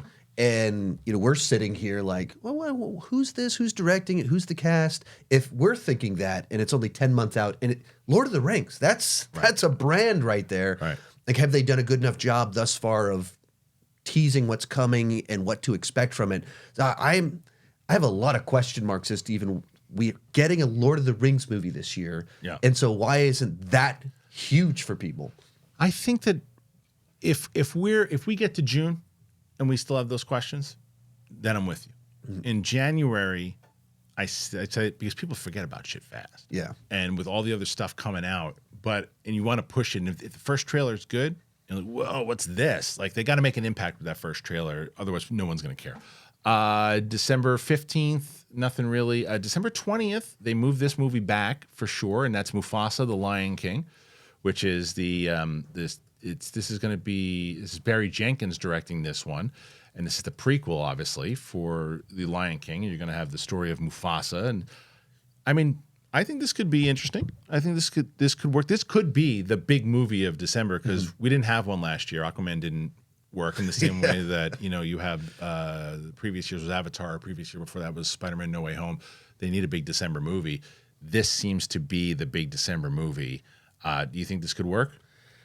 I'm curious. Yeah. I mean, you think Lion King remake, what was that, $1.6 billion. Crazy. I mean, an insane amount of money. Yeah.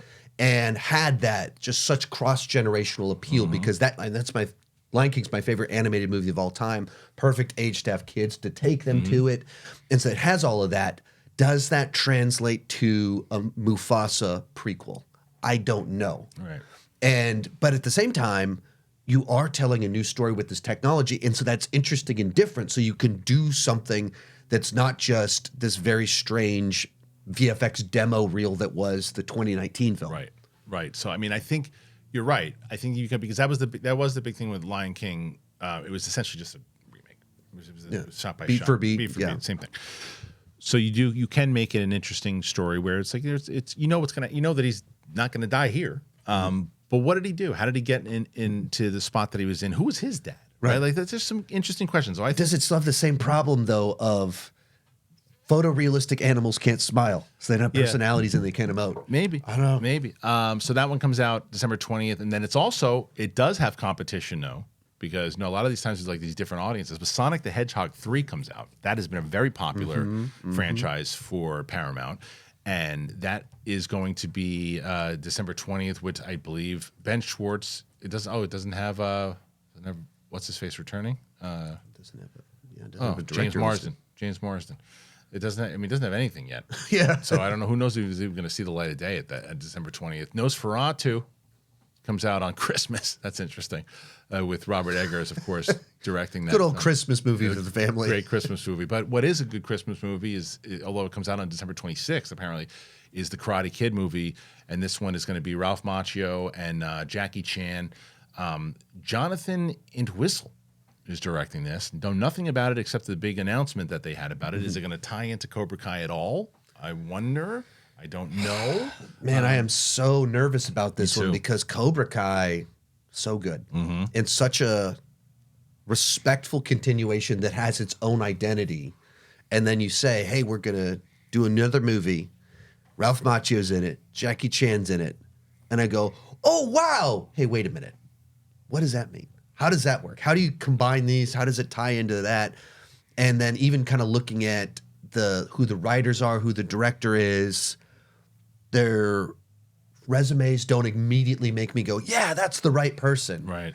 And so, man, as someone that just loves Karate Kid, loves Cobra Kai, and they're doing something that's so popular, that has so much goodwill, that's multi-generational.